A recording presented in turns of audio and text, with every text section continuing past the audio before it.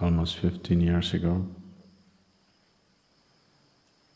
about the same time of the year, when the monsoons were at their peak.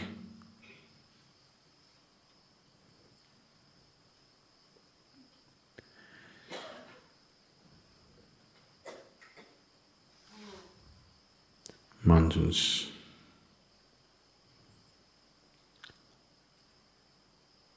that particular year was of such intensity, and we were sitting in the same place.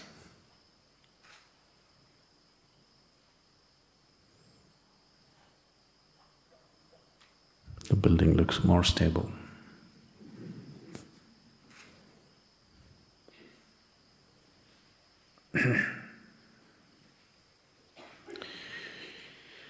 Things happened in that little hut which was precariously holding itself up, threatening to collapse any time. Too many things happened.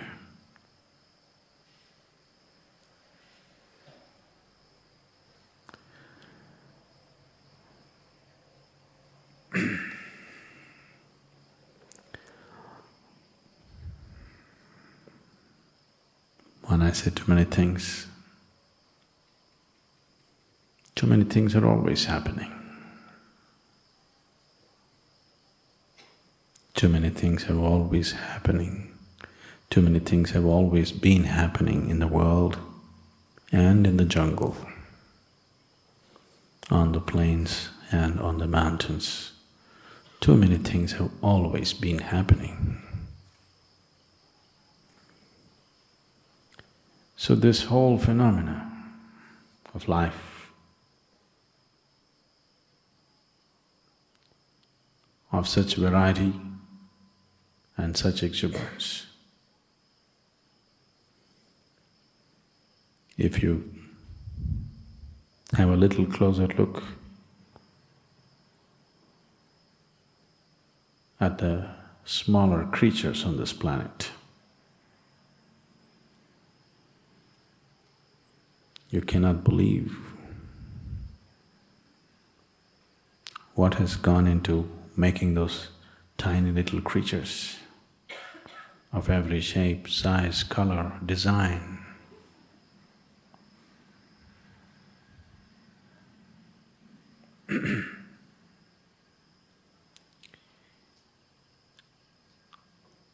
Unbelievable volume of detail.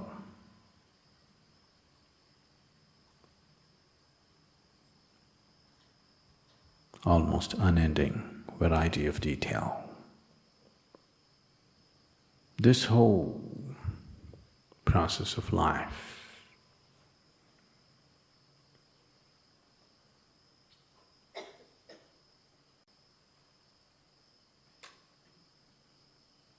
the life that you can see and the life that you cannot see, too much is happening.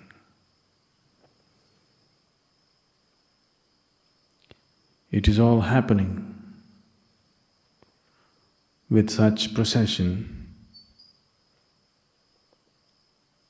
that it looks like it's all happening by itself. The exactness with which all dimensions of cosmos are performing right now. The animate and the inanimate. It looks like they're all by themselves.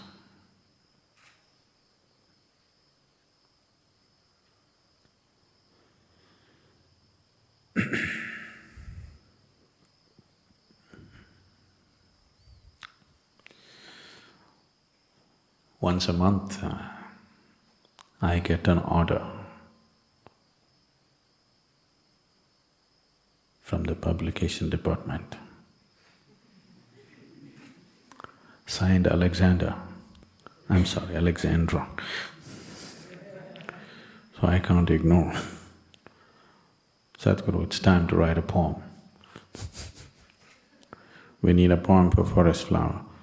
We need it in the next 12 hours, 15 hours, 24 hours. Usually that's how it comes. So I haven't failed them, but I have been not on time many times. So this is known as the cosmic dancer. The title is Cosmic Dancer. There is no dance without a dancer. There is no dance without a dancer. The dancer is not felt in a dance perfect. The dancer is not felt in a dance perfect. The perfection of the dance dissolves the dancer into the dance. The perfection of the dance dissolves the dancer into the dance. Reveling in the dance, one may miss the dancer. Reveling in the dance, one may miss the dancer. Absolute attention to the dance will bring forth the effulgent dancer.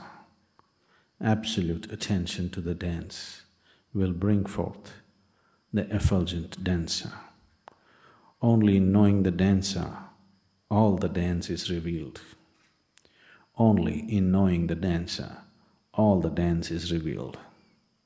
The speed, the rhythm and the flight are just the dancer's sleight. The speed, the rhythm and the flight are just the dancer's sleight. So, the dance is so perfect, we almost forget the dancer. But there can be no dance without a dancer. We cannot see the dancer because our vision, our attention becomes so surface-oriented.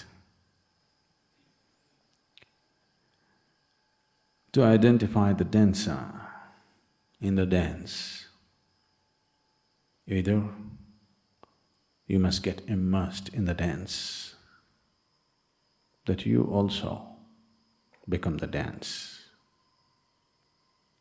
that you are not a spectator, you are it. Then you know the dancer by experience, you're touched by it. But if you not want to know the dancer in its full depth, in his full depth and dimension, you want to know the source of dance, that which is the basis of the act, then you must be able to pay absolute attention. In a way, staying away from the dance. These things look contradictory. On one level I'm saying you must plunge into the dance. Another level I'm saying you must be able to watch the dance with utmost intensity.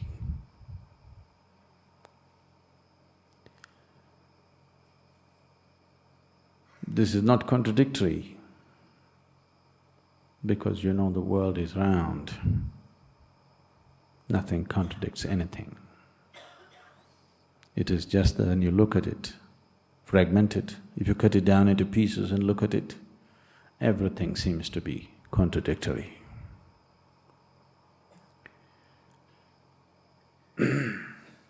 So,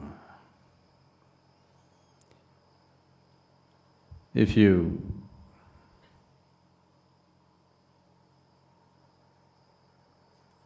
are here totally involved in the dance, totally involved in the act itself, that's one way of knowing.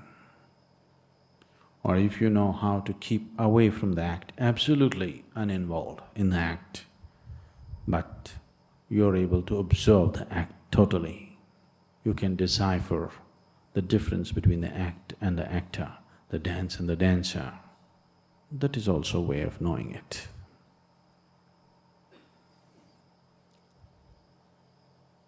The second takes much more awareness, sharpness, intensity, maybe training too. So it's easier to become part of the dance slowly as the rhythm picks up. As you get sucked into it, you suck deeper and deeper into it. One day you don't know which is you and which is the dance. Once you are a part of the dance, you cannot miss the presence of the dancer. It is just that we're inventing obstructions, hurdles and barriers where they don't exist.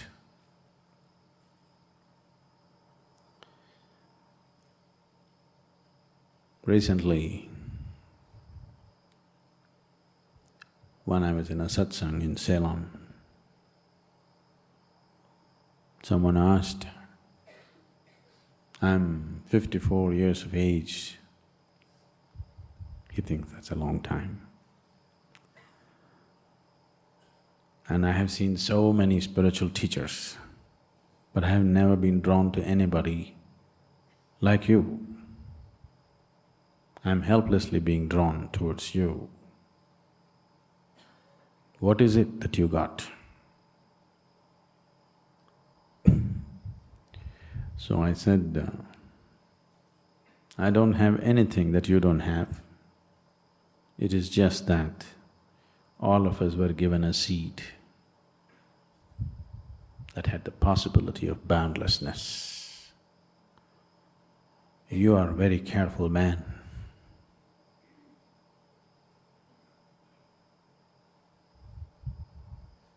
You are very careful and good, so you preserve the seed. I destroyed the seed and made it into a tree. If you want to make a seed into a tree, the seed has to go. If you nurture the seed, it will become a tree. If you keep seed as a seed and walk around, it's stupid actually, but it is not. Preserving yourself is considered smart. Allowing yourself to be demolished, to destroy the limited possibility of what an individual person is not considered smart. To be exclusive and to be preserved is considered smart. So after all, you're a smart man. So smart, you even conned life. Too smart.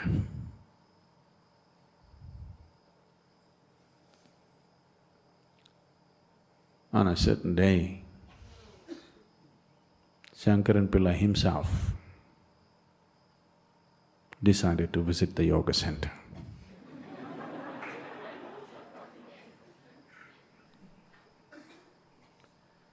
Being who he is, he was received properly, and our Swami Vibhu took him on a tour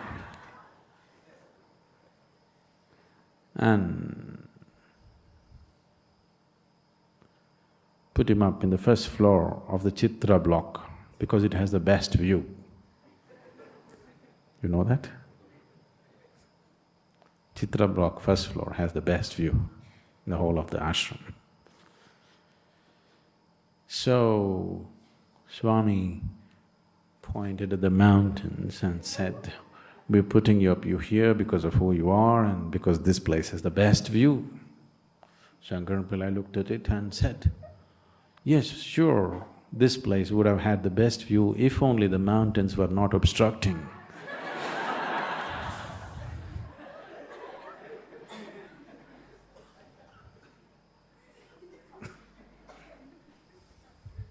These people are doing to themselves.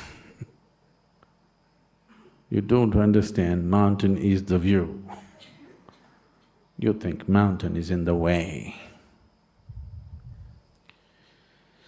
So the spiritual process is not just about doing this or that. It is many things.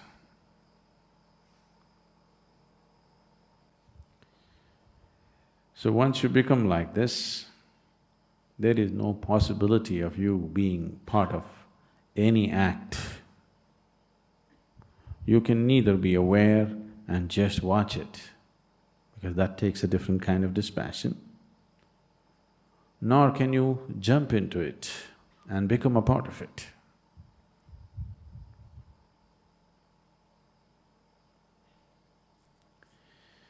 Once it happened, Abe Maxwell met a painter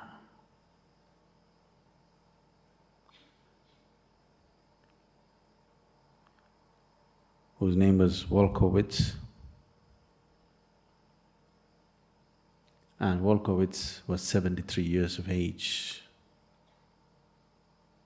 and just recently had been through an eye surgery.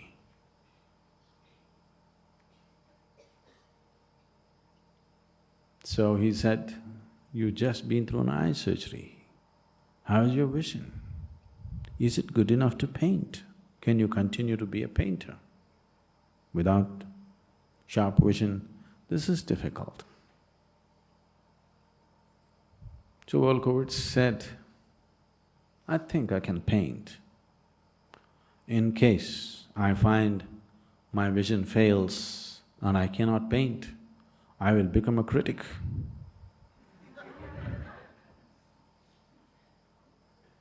You can become an art critic if you can't see anything.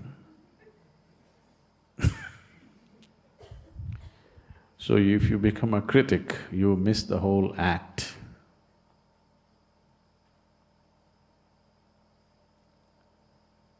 Either you be a painter or you be a lover of art. If you're a critic, you miss the whole point. You'll know neither this nor that. And this keeps happening all the time. Self-appointed critics simply waste their lives. I forget his name. One great literary critic said this, "I have seen statues and portraits of authors, poets, artists, but never of a critic."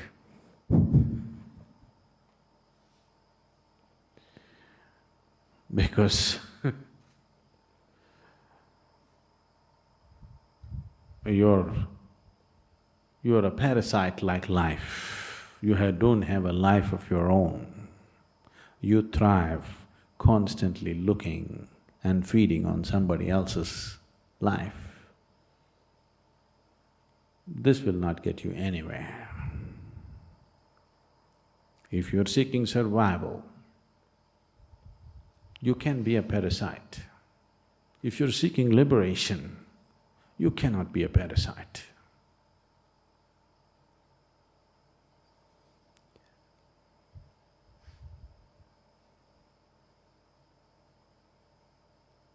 A child sucks upon her mother's breast, but you don't call a babe a parasite. That is okay, because a child is only nourishing himself to become free of the mother. A parasite is never intending to become free. A parasite is too concerned about its survival that it misses the possibility. So if survival is all we seek, there are many ways to survive. I won't teach you those ways, you should learn it on the street. If liberation is what you seek, only then I'm meaningful to you. Only then it's worth hanging around. Only then it's worth being part of a mad act like this. If survival is what you're seeking, it's just a wrong place, because it doesn't work that way. Now,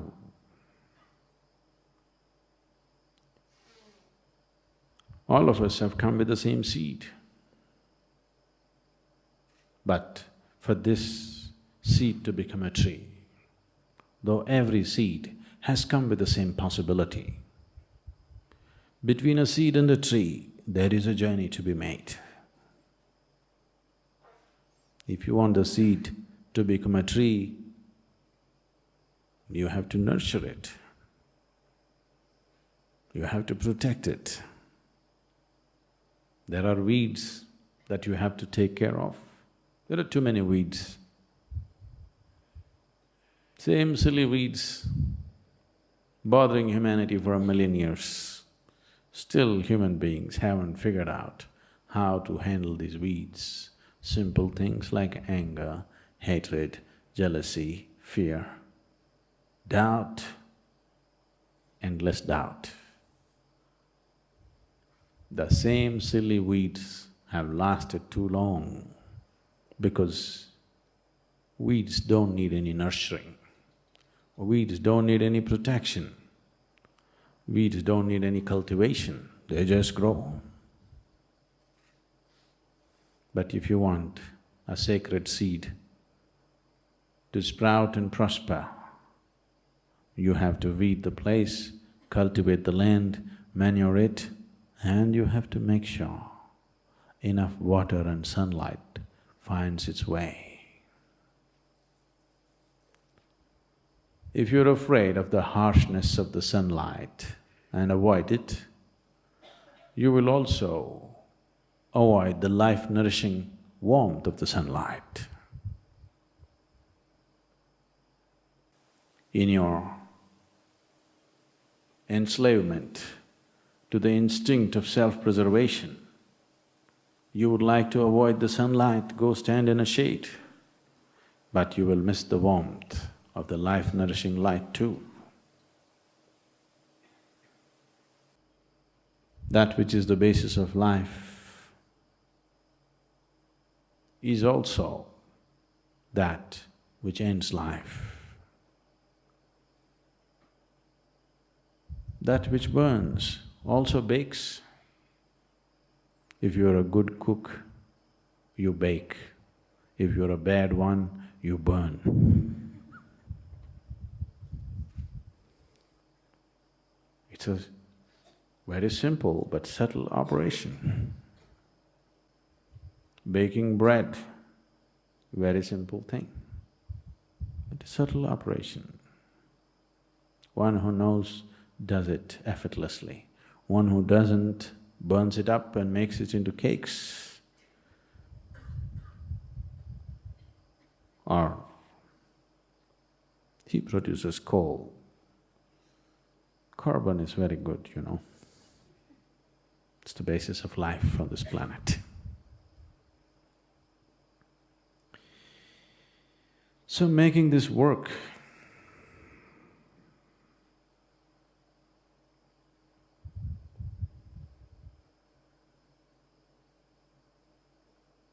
it's very simple if you give in to the whole process. It's very hard if you resist and struggle with the simple process that is set forth. I have been talking about this in the past. When people come here, some people come as investigators. Slowly, they become students. Gradually, they become disciples. All this is fine, but if you want to be absorbed and you want to travel fast, you must become a devotee, otherwise it won't work. It takes a long time. and nobody can make you a devotee. There is no teaching. There is teaching as to how to make you into a good disciple. There is teaching as to how to make you into a good student. And of course, there is training as to how to make you into a good investigator. But there is no teaching or training as to how to make you into a good devotee. Stand like this, say that, that will not make you into a devotee. By doing this act or that act, by uttering these words or those words, you will not become a devotee. If you allow yourself to become a process, if you allow yourself to become part of the dance, then somewhere when the source of the dance touches you, then you naturally become one. There is no other way to be.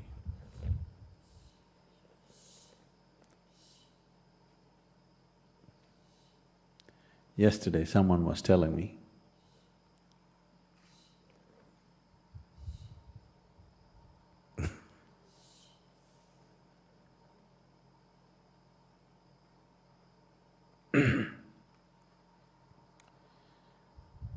there have been moments when in the presence of the dhyana linga, I saw the whole universe. But with you, I have seen nothing.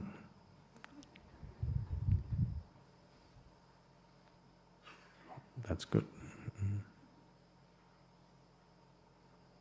Isn't it good enough that you have seen it with dhyana linga?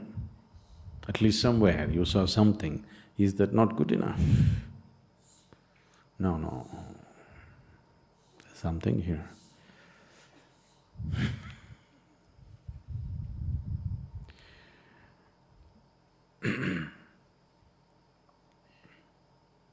I carried dhyana linga within myself like a pregnant woman for 3 lifetimes. To be pregnant for 3 lifetimes is tough, you know. Yes. Those of you who have done it for 9 months, you know it's tough. By 9th month, you're just waiting, when is he going to be out? Being pregnant for 3 lifetimes, it's such a big one. It's not easy.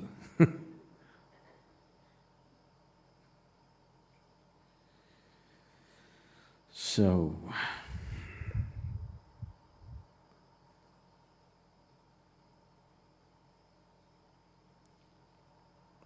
don't waste your time.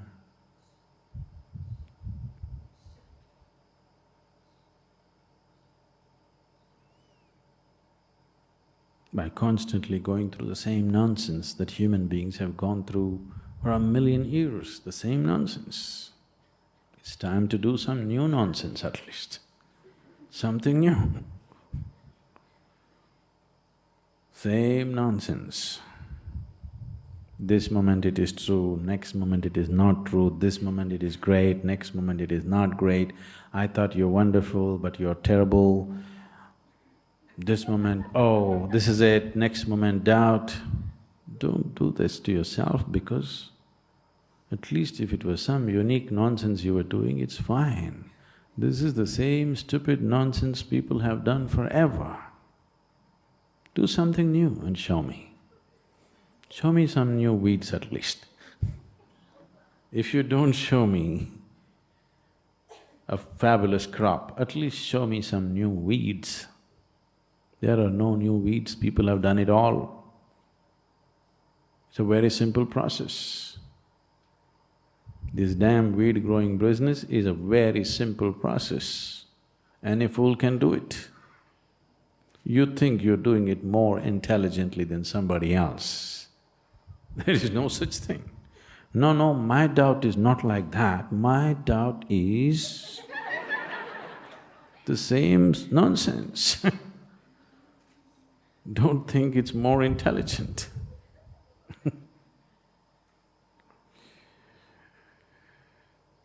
Now, I don't know anything about all this, I do not know what is making all this happen. All I know is this much has worked for me. My back pain went away. All right, let's start from that. Something as mundane as back pain.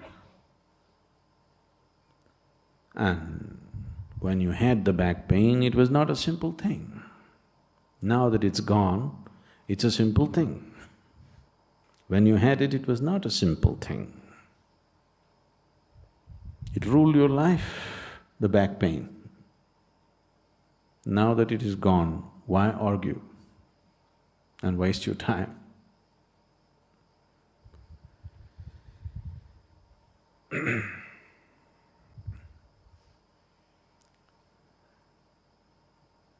If you want to learn how to swim, you lie down in your bed and practice every day. Slowly, slowly, slowly you learn swimming. You will never learn swimming. You have to jump into the water and somehow thrash it out. What if I drown? Don't you see nobody has drowned till now? Isn't that good enough proof? Don't you see the pools of water that we create? People can't drown, even if you go in, it pushes you out. And don't you see that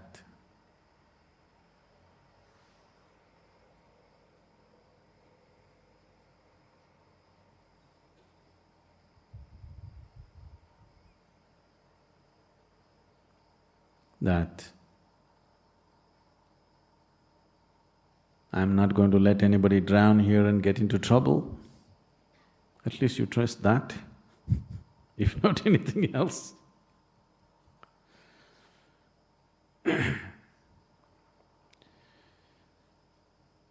There is no other way to swim. You have to jump into the water. No, can I hold on to a float? Can I do this? Okay, do that, take your time. But without getting into the water, how? It cannot work. So, every day, when we say sadhana, sadhana, sadhana, sadhana is not just about the practice. To give you a simple sadhana, a 21-minute practice maybe right now, for the earlier ones maybe 35-minute practice. To give you a 21-minute practice, we are spending almost 40 to 45 hours with you. To give that old 35-minute practice, or actually it was 15-minute shunya, to give you that 15-minute shunya, we spent over 60 hours with you. If all that was not important, why would we spend that time with you? So when we say sadhana, it includes all that. I gave you those 3 eyes. You've forgotten? Not these. Instruction, integrity and intensity of purpose. If you just maintain this, the whole process is towards taking you towards an all-inclusive state.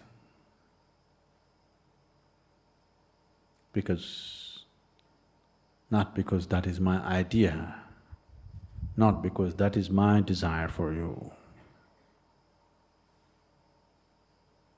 because that is the nature of the Creator.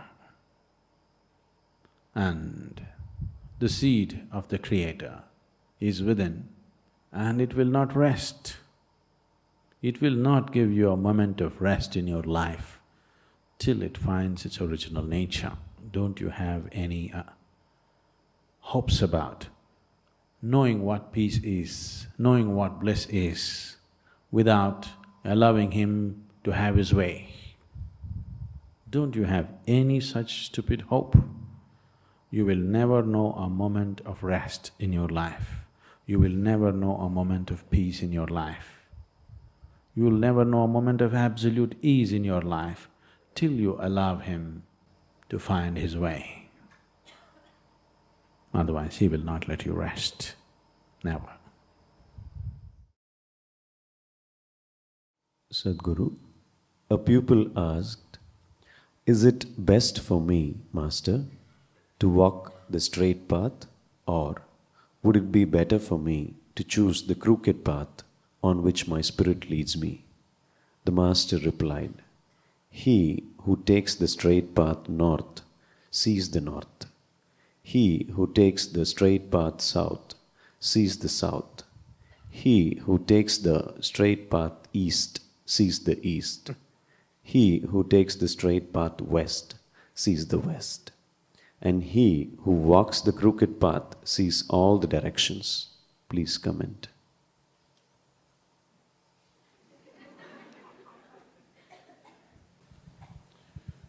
So, in praise of the crooked,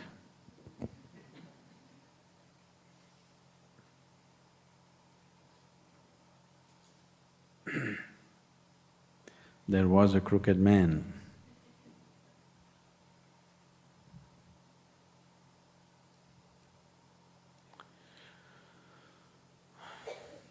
You need to understand, this… Who said this? Do you know who said that? No? No, not the question. Who was the master who said that? No? Okay. Okay, probably, most probably from the Zen tradition.